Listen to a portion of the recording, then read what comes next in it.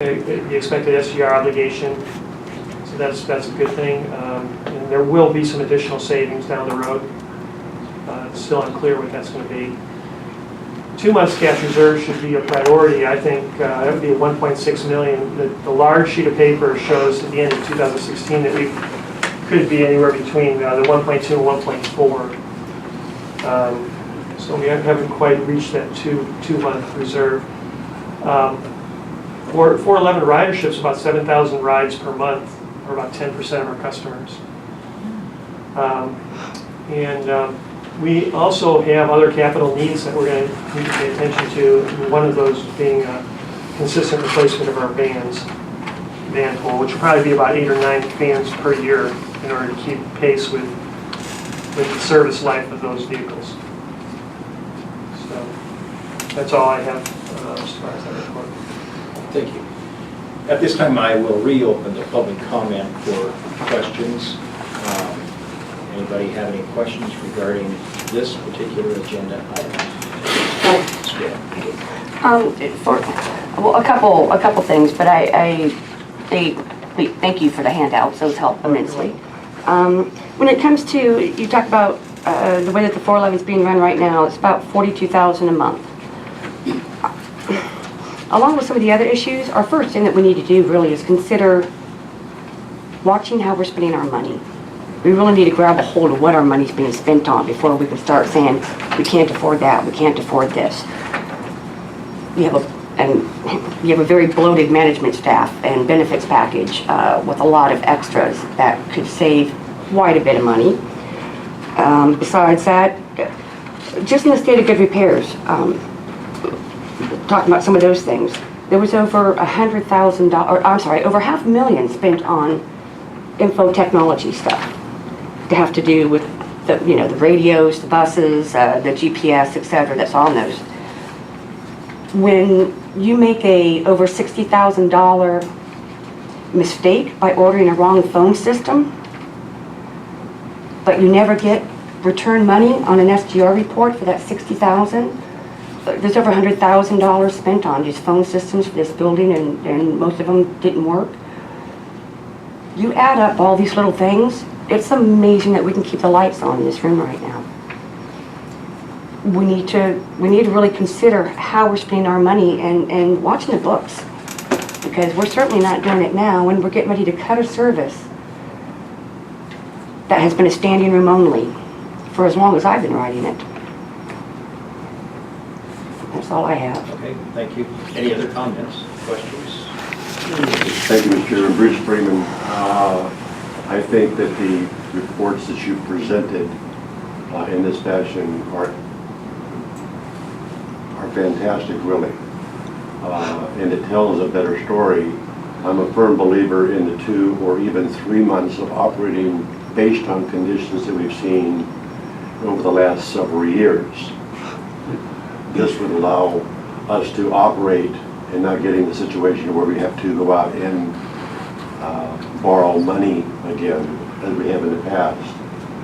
The issue regarding the van purchases has always been a concern, and my feeling on state grants are those are not freebies. They're good when they come, but as we all know, past history of Island Transit, they've relied almost 50% per year of their operating expenditures on those grants. When grants disappear like they have been doing steadily and could happen in the future, you really can't count on that. So I think we need to base our budget and our expenses and purchases on what we know is coming in. And I think that's a very prudent thing. And when we talk about even 5 or 8 vans per year, if a van costs you $30,000, it's a sizable expenditure to make with no reserves set aside for purchases of those. If we get a grant and we can buy those, that's fine. All we have to do is have a match, and that's a good thing. But that's where we should be going as far as budgeting, is my interpretation of it. Thank you. Those comments are well taken. Any other further comments from anybody from the public? Hearing none, going once, twice, 3 times, it's closed. So I'll go to the board, and I will start out with Mr. Norton for his comments, if he has any comments, and we'll move from my left to right. Thank you, Paul. Oh, you're welcome. Mr. Allen, any comments or questions? No, I don't. Thank you. Discussed this already. Right. Ms. Johnson, you have 3 minutes. So I'm very thankful for the cash flow projections over time. I think that was what was concerning me when we were discussing these issues previously, is just we were really grabbing pieces of money here and there and trying to see if we could run an ongoing service off of it. I have a couple questions about Skagit first, because I think this is going to factor into my decision. So just where could we connect to Skagit on Highway 20 the soonest, the closest? I mean, how far on Highway 20 do they come towards Whitby? The closest they come now, there's Marshall's Point, So they don't serve the highway at all not in between, that area. and does that mean that they don't provide paratransit in that area either if they don't have a fixed route service? Right, they don't. So we've been subsidizing that route more or less for Skagit by Island County, making that connection, so they weren't obligated to do that or fund that out of their budget. For paratransit. But they didn't have to fund paratransit out of their budget. Right, but they're also not running a route there at all. Right. Okay, yeah. So I have a few thoughts on this then. One, you confirmed, which is our role in regional connectivity. We're a transit organization designed to provide transit services within Island County. And we've taken on that role of providing interconnectivity between other counties that are unwilling, although financially able, to connect with Island County, which leaves portions of their communities unserved because we've been driving into their county. I don't think that we're in the financial position to offset their responsibilities. I think, and I also think that regional connectivity, if that is a high value of transit on a state level, should be looked at with state funding. Again, I like the concept and believe strongly in regional connectivity, but I'm unclear why the poorest, most rural transit system is the one being asked to connect with wealthier, more urbanized transit systems, i.e. Snohomish and Skagit County. And so I have just some fundamental principle concerns out of that, and I don't believe that they'll step up and start doing their part until we step back and stop doing their jobs for them. The other thing I've kind of struggled with is just my value set of pushing service out for individuals who need it, and then the really overall value of stabilizing the organization over the long term. And just having been on this board a few months, I think stabilizing over the long term is going to be a higher value for me, primarily because I think not looking at this chart, seeing us dip below our monthly cash flow needs several times if we push the envelope too far. We're going to need about $750,000, $800,000 a month to have 1 month of cash flow. That alone is scary, and I think creates a culture of uncertainty for all employees, that a stable work environment has to be a high priority. What I don't want to do is promise something to the community and then take it back later when we realize we can't sustain it. I think also this cash flow was really helpful because it identified the difference between ongoing funding and one-time funding. So fuel prices are an infusion of revenue, but they are really available for one-time use because we can't count on them necessarily in the long run. The same, which allows us to do some things like make our match portion of capital grants, which are one-time in use. Or as some of the things that were mentioned earlier, if you purchase a phone system, that's a one-time hit of money versus ongoing costs that you have to have revenue for over time. I don't see that the savings that we're talking about are ongoing in nature, as such able to sustain this 411 over a long time. The other thing I would add, am I talking too much? Because I have two more points. So the other thing I would add, when we were talking about weekend service and how we don't have any. Quite honestly, weekend service benefits our economy, and regional connector services benefits other counties' economy. And I think that we should think highly about restoring elements of weekend service first, rather than, again, taking responsibility for regional connectivity, because I don't feel responsible for Skagit County's economy, quite frankly. I feel responsible for ours.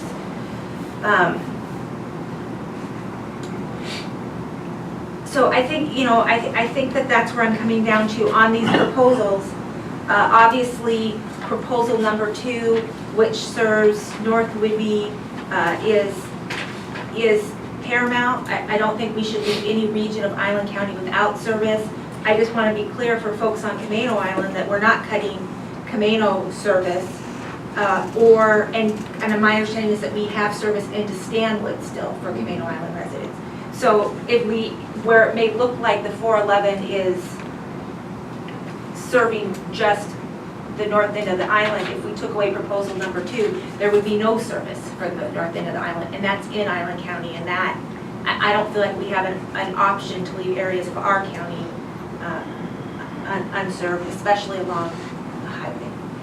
So I think that's where I'm at. And then the other, I had one question about the 10% of the ridership for the 411, is knowing that that serves the north end of the island, is the 10% all connectivity into Skagit County, or does that include people who ride just in the county to the north end of the island?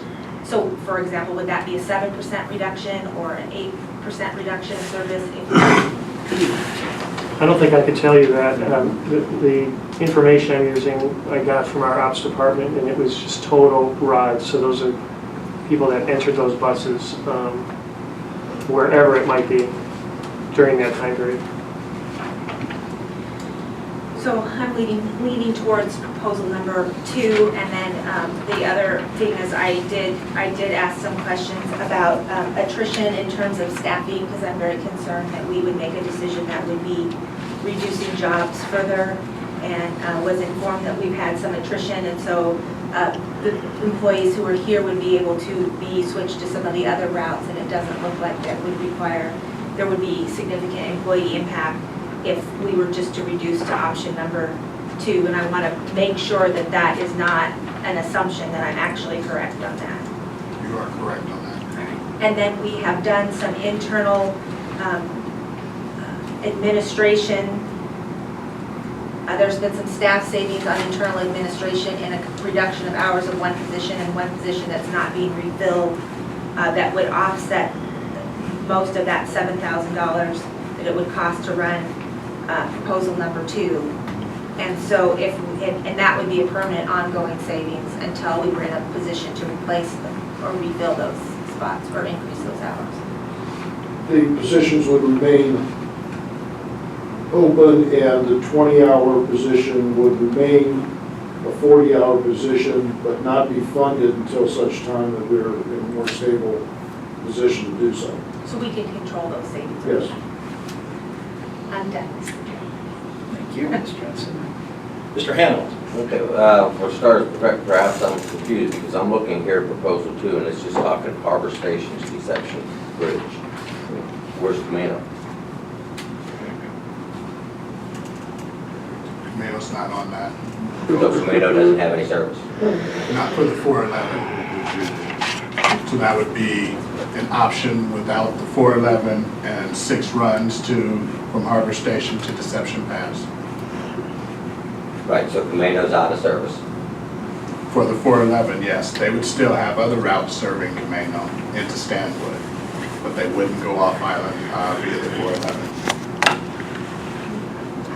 Okay, so in other words, they wouldn't go to Mount Vernon, Right, but they could still make it to Stanwood. yes. Because the way I was reading it was just a simple test. My question is in these different options, that we're looking at is, like our current service is 13 runs to, and 9 runs on our current run for the going to March's Point, 9 runs to Skagit Station. I was wondering why 13 and 9 option. The next one is, we got 5 and 4, and then 3 and 3. 3 and 3 is just ridiculous. That's not going to serve anybody. But I've got, I like what, because our budget, okay, then the chart we're looking at here. This is budgeted money, or this is the way our budget is written currently. Okay, so this is what we did, this is planning for it as such, okay?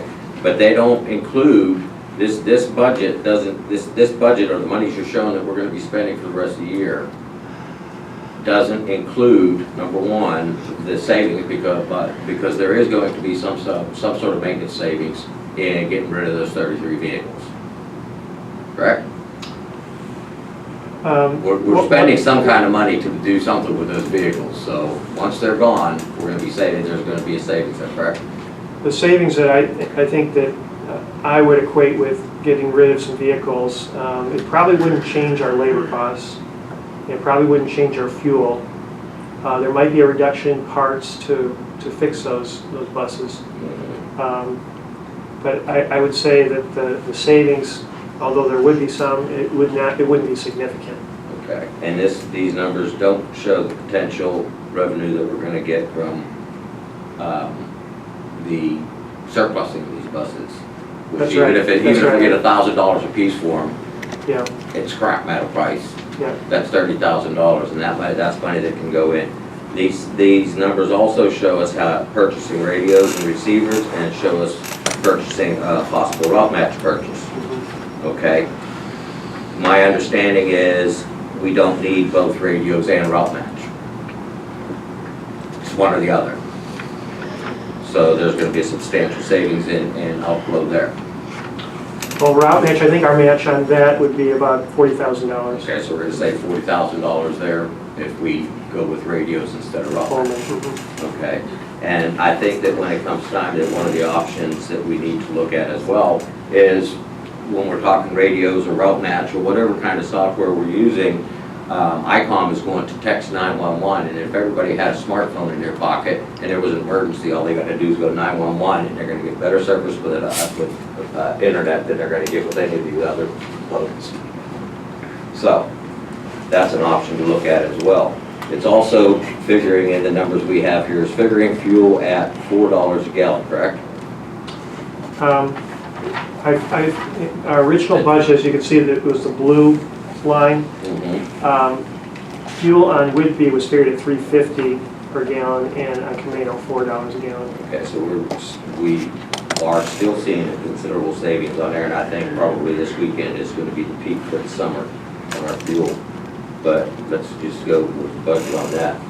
But I have some other questions too when it comes to savings as far as other places that we can look for some money.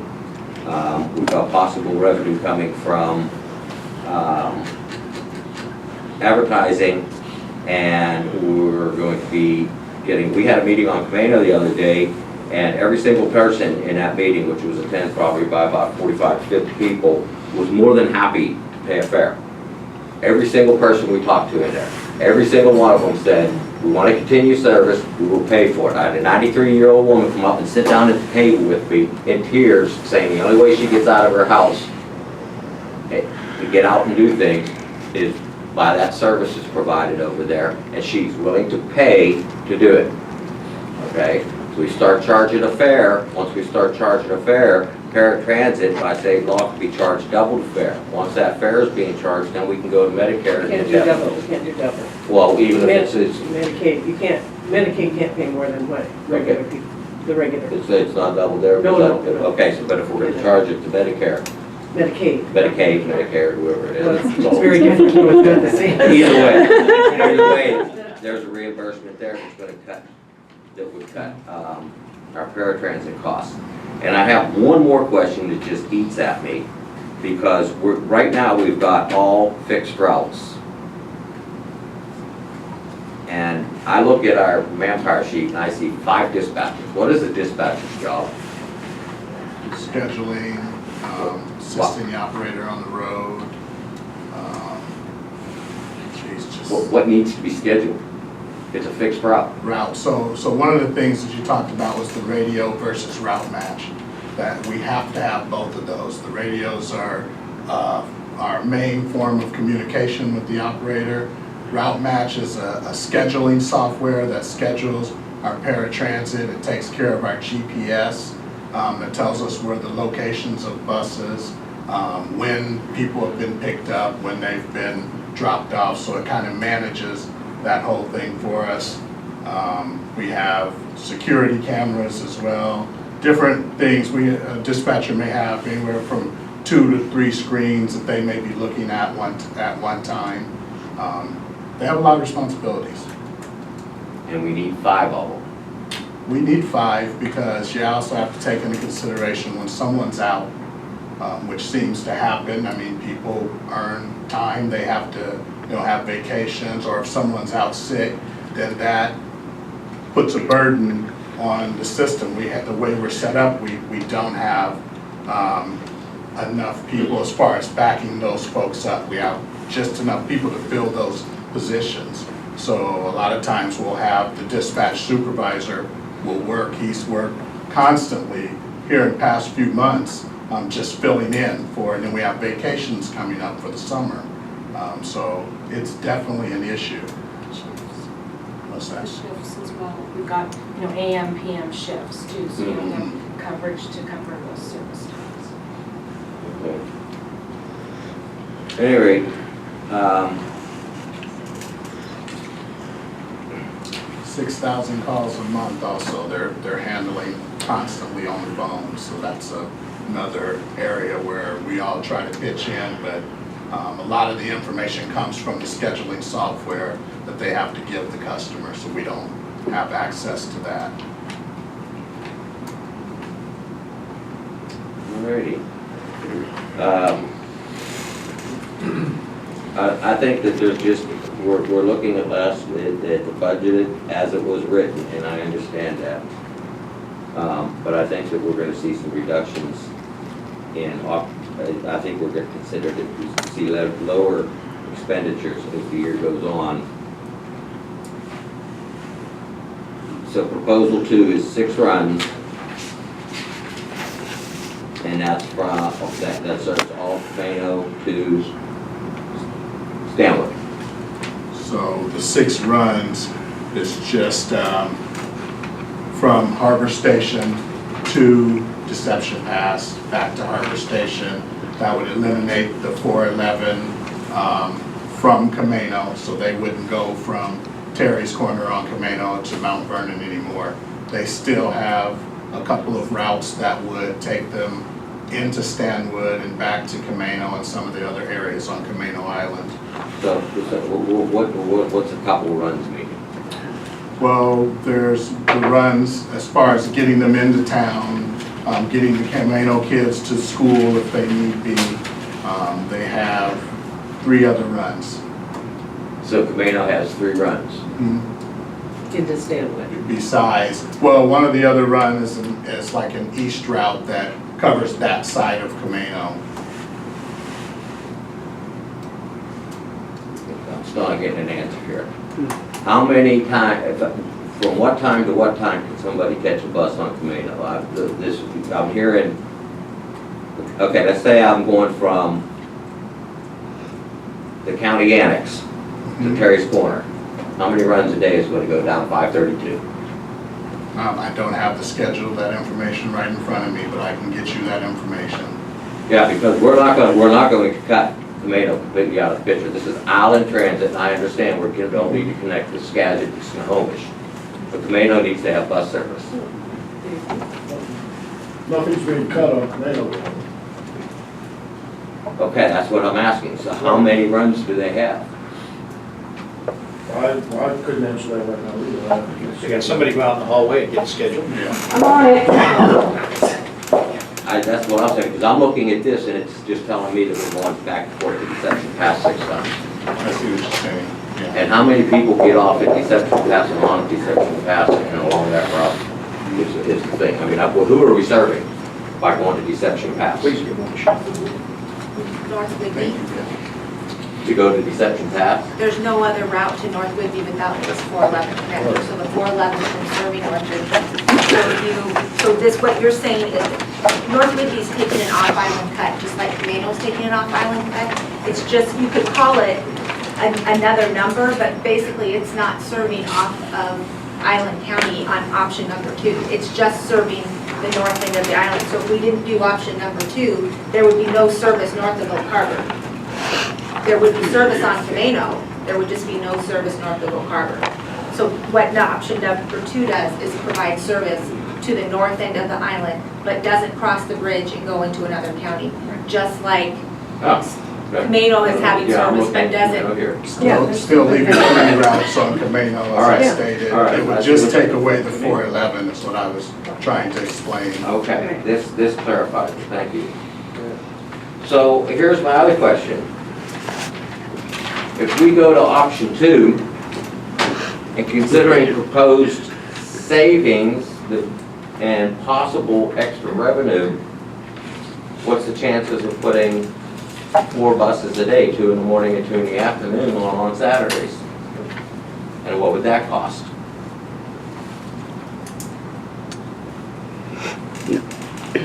Good question. We'd have Say, to- say like a 9 o'clock and an 11 o'clock bus, and a 5 o'clock and a 7 o'clock bus in the afternoons. It runs from the Clinton Ferry, because we're coming into summer, it runs from the Clinton Ferry all the way to the pass and back. 2 runs in the morning, 2 runs in the afternoon, and 2 loops around Camino in the morning and 2 loops around Camino in the afternoon on Saturdays. What would the cost of that be?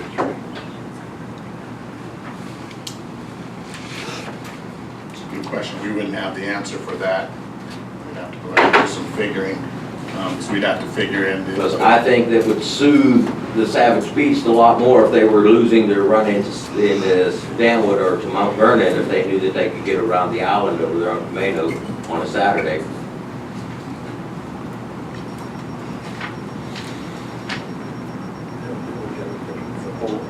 This island as well. That would benefit this island as well, as far as at least the south end. Pardon? Having Saturday runs would benefit this island. I know, well, it would benefit this, that's what I'm saying, it would benefit this island, it would benefit Camino, especially during tourist season. And we're gonna say, and I'm gonna put this out right now, I realize the south end is an important part, but we are not just serving the south end of this island. We serve all of Island County. All of it. That includes 2 islands. Actually, it includes 5 islands. So that we have to be straight for the record. I do know there's more than 2 islands. Are you finished? I'm finished. Ms. Henderson? Well, Commissioner Johnson said most of what I wanted to say, but I think Commissioner Hamilton, I know we're going to expect some savings, but we are also going to be losing more money from the state than we anticipated, right? That's right. Yeah. So we have to take that into consideration too. And like I said, I agree with everything Commissioner Johnson said. I think if we do start realizing some more savings, I would certainly like to look at Saturday service again. I think that's, when people talk to me, I hear many more people saying, well, if we could get some Saturday runs back, that would be wonderful. So I am supporting proposal 2.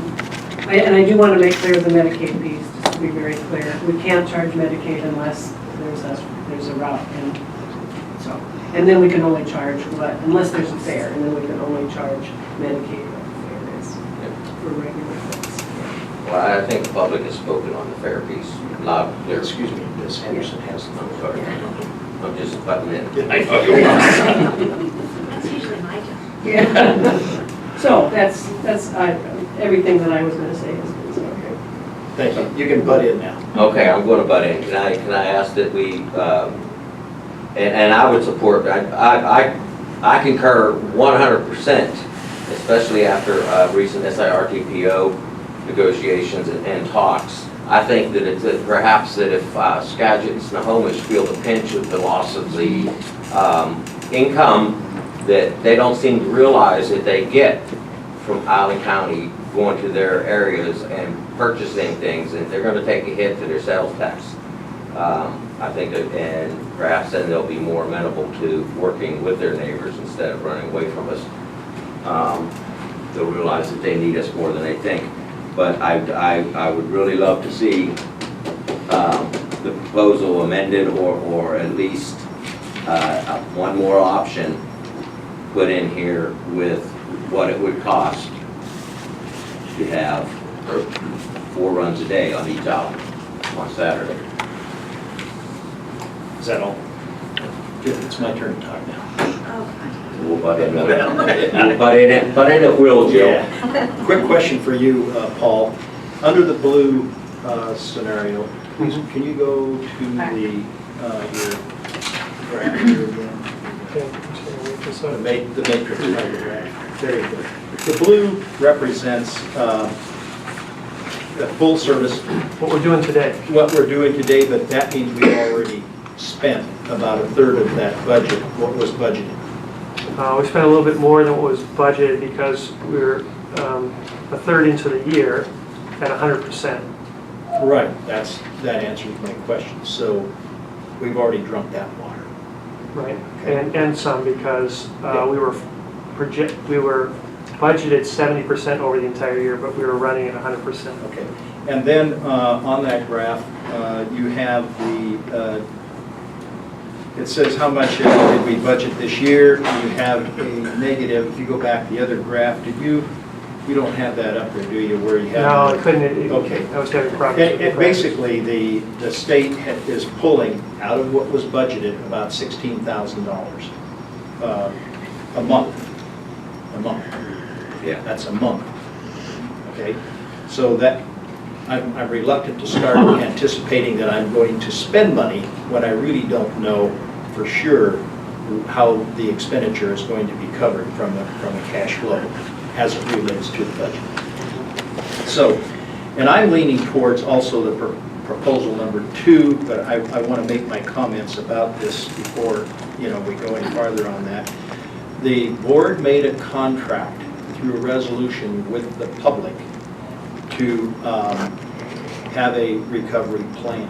And in a recovery plan, there's tough decisions to be made, and you can recognize right now that there are some very difficult decisions, and it's going to have impact on people from Whidbey Island.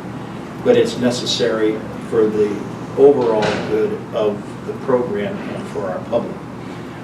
It's the mission of Island Transit to serve the transit district and not necessarily serve community transit, Skagit, or Snohomish, that type of thing.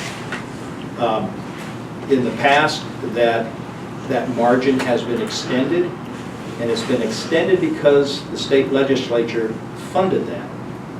And so our public got used to that service. They became dependent on that service and dependent effectively from the source of funds which have been cut. And when those funds are cut,